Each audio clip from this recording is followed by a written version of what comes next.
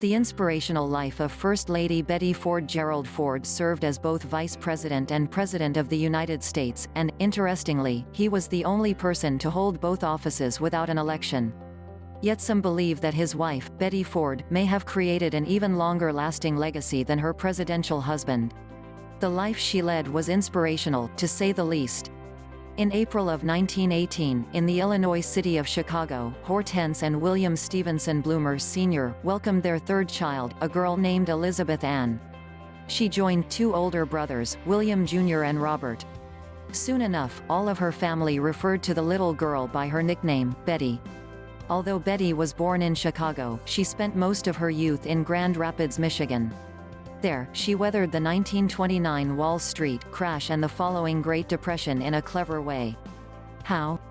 She taught other children dances including the waltz, foxtrot and Big Apple in order to make some money. Betty's love of dance carried all the way through to her high school graduation. She even planned to move to New York and continue studying her art. However, her mother, Hortense, refused to allow that. She enrolled at her daughter Vermont's Bennington School of Dance for a couple of summers instead. There, though, the future First Lady met choreographer Martha Graham, who would later accept her as a student in the Big Apple. In order to fund the dance training, Betty got a job with the John Robert Powers modeling agency. Eventually, all of her studying and hard work paid off. She finally joined Graham's company and even performed with them at New York's Carnegie Hall. And yet, her mother still disapproved of her career choice. Hortense wanted Betty to come home so badly, in fact, that the pair came up with a compromise. And it was this: Betty would come home for half a year. Then, at the end of those 6 months, she could go back to New York if she still wanted to. The worried mom would then no longer protest her daughter's career path. Betty returned to Grand Rapids, though, she found herself building a life there. Perhaps unsurprisingly, when the 6 months was over, she didn't return to New York after all.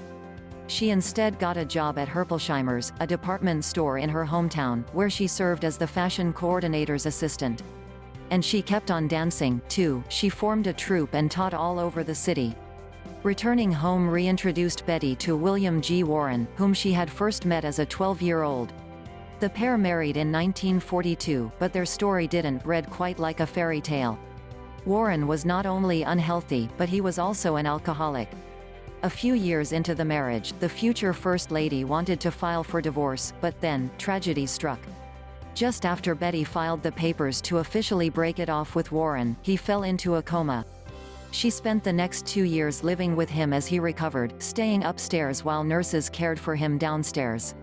When her husband got better, though, she wasted no time. Their divorce was finalized in September of 1947. Just over a year later, Betty found love again with her new husband, Gerald Ford. A veteran of World War II and a lawyer, he neglected to mention that he was also running in a congressional race. Little did she know that he'd win, not only that election, but a dozen more terms in the U.S. House of Representatives. In fact, Betty and Gerald had to wait until a couple of weeks prior to the election to get married because, according to the New York Times, Gerald was running for Congress and wasn't sure how voters might feel about his marrying a divorced ex-dancer. Still, he won, which meant that he and his new wife had to move from Michigan to the nation's capital. The newlyweds then settled into a home in Alexandria, Virginia, where they would eventually raise their brood. The Fords welcomed 4 children between 1950 and 1957: sons John Gardner, Michael Gerald and Stephen Meigs, along with daughter, Susan. And, during that time, Gerald sought to improve his standing within Congress and the Republican Party. Meanwhile, the congressman received offers to run for governor of Michigan and the Senate. He had his mind set on an altogether different prize, however. Within a few years of winning his first election, Gerald started dreaming of building a Republican majority in the House of Representatives. That way, he could serve as Speaker of the House. "I thought, as a member of Congress, that would be the ultimate achievement," Gerald said in his retirement. That dream never quite came to fruition, however. The closest Gerald got to a majority during his tenure was 192 of the House of Representatives' 435 seats. That made him the long-term minority leader. By 1973, 25 years after he won his first election, he promised Betty he'd give it one more shot to try and win the job he so coveted. He even vowed to retire from politics after that term expired. Gerald apparently thought that a vice presidency would make a nice conclusion to his career. As a result, he accepted the position after President Nixon phoned about the job. In August of 1974, though, the Watergate scandal erupted. The subsequent investigation revealed that the president and his team had been involved in a break-in at the Democratic National Committee's office in Washington, D.C.'s Watergate complex. During that time, the Fords were still living in their Alexandria home. They were, however, waiting to move into the vice president's residence in the nation's capital. According to Philip Kunhert Jr.'s book, Gerald R. Ford, Healing the Nation, when he found out about President Nixon's wrongdoings, Gerald said, "Betty, I don't think we're ever going to live in the vice president's house." It was August 9, 1974 when Nixon stepped down from the presidency. This act made Gerald the de facto leader of the American people. By his side stood his wife, who had become the First Lady of the United States. Betty's open, friendly nature quickly endeared her to White House staff, who had grown used to the serious nature of the Nixons. The American people's affections soon followed. As such, life went on for Betty in spite of her new position. Just a few weeks after her husband's inauguration, however, she found herself in the midst of a health crisis. She had breast cancer, and, in September of 1974, she underwent a mastectomy to remove the growth. The First Lady boldly decided to share her diagnosis and treatment plan with the American people. During an interview in 1984 with Gloria Steinem, Betty explained her transparency. "There had been so much cover-up during Watergate that we wanted to be sure there would be no cover-up in the Ford administration. So rather than continue this traditional silence about breast cancer, we felt we had to be very public," she said. Betty blazed a trail for future breast cancer survivors and mastectomy patients to speak candidly as well by going public. She was, in fact, the first celebrity to speak about her operation in such a detailed fashion. It came at a cost to the First Lady in some ways, though. She later recalled feeling very self-conscious in the public eye post-op. "The first time I walked down those stairs for a formal reception and everyone was waiting for us to arrive. I knew they were saying, 'Which breast did she say it was?'"